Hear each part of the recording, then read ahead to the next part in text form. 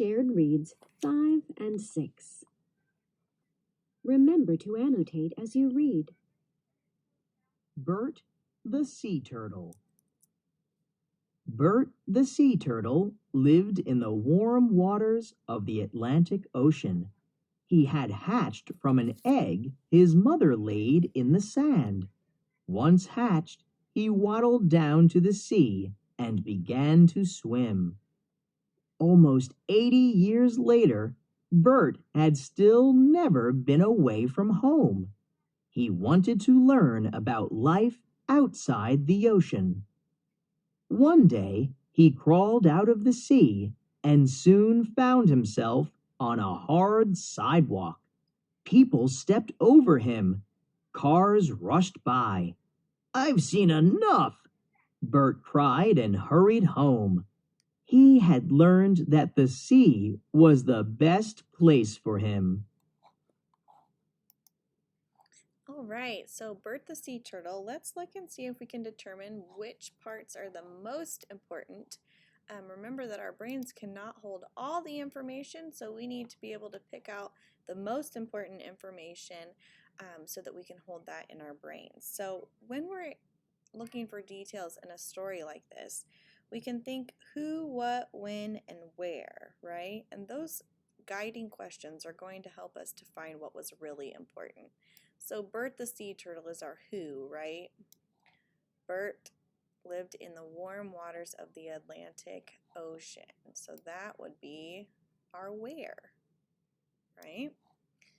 Okay, so he had never been away from home, and he wanted to learn about life outside the ocean. So who, what, when, I guess would be our 80 years later. And one day would be when. He crawled out on the sea, found himself on a hard sidewalk. People stepped over him, cars rushed by. "I've seen enough," Bert cried and hurried home. He had learned that the sea was the best place for him. So we have our who. What is that he had never been away from home and he wanted to see. When, this was 80 years after he was born. Where, he was in the Atlantic Ocean. And then this last sentence here is what Bert had learned. The lesson that Bert learned is that the sea was the best place for him.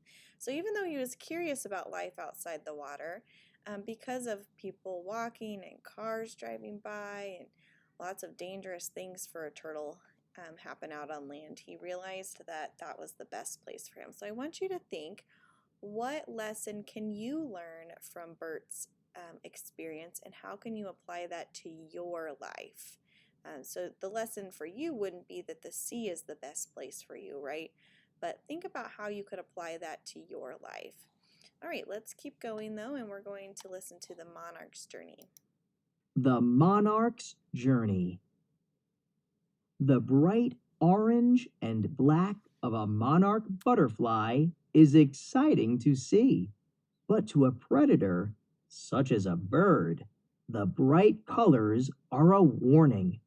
Keep away! This butterfly is poisonous to eat. The butterflies are found in North America. Each fall, an amazing thing happens.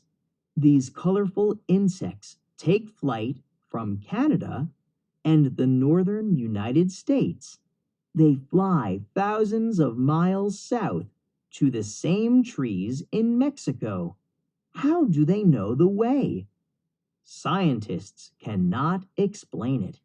Their journey is one of nature's mysteries. Okay, so we're going to read, or actually watch, a little bit more about the monarch's journey. And then you're going to need to come back to this text, so keep it close by because you're going to be looking for important facts that were included in the monarch's journey text.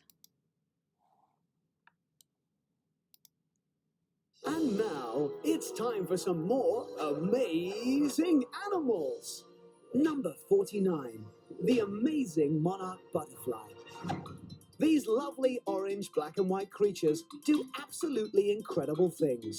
Found in North, Central and South America and a few other places in the world, the monarch butterfly starts life by being born on a milkweed leaf. They quickly fatten up to become colorful caterpillars, and it's not long till they start the incredible transformation from pupa into something really rather magical. Wing Commander Schmetterling ready for takeoff. In only a matter of hours, the monarch is ready to fly. I'm free. From baby egg to butterfly in just around a month, it's one of the most startling transformations of the whole animal kingdom. The monarch butterfly can travel thousands of miles. And when the wind is right, even to Great Britain. Welcome to Great Britain. Some of the journeys are so long, only the butterfly's grandchildren get to make it home, sometimes resting in the same tree as their grandparents before them. There's some space on this branch, Keith. Oh, great, man. Everyone is here. The monarch butterfly certainly deserves to be called an amazing animal. Okay, so now what I'd like for you to do is go back into your close reader, and you are going to highlight some facts from the monarch's journey and then also think about facts you heard from the video. You're going to do a directed drawing of a monarch and then write 4 facts from either this text or the video that you learned about monarchs today.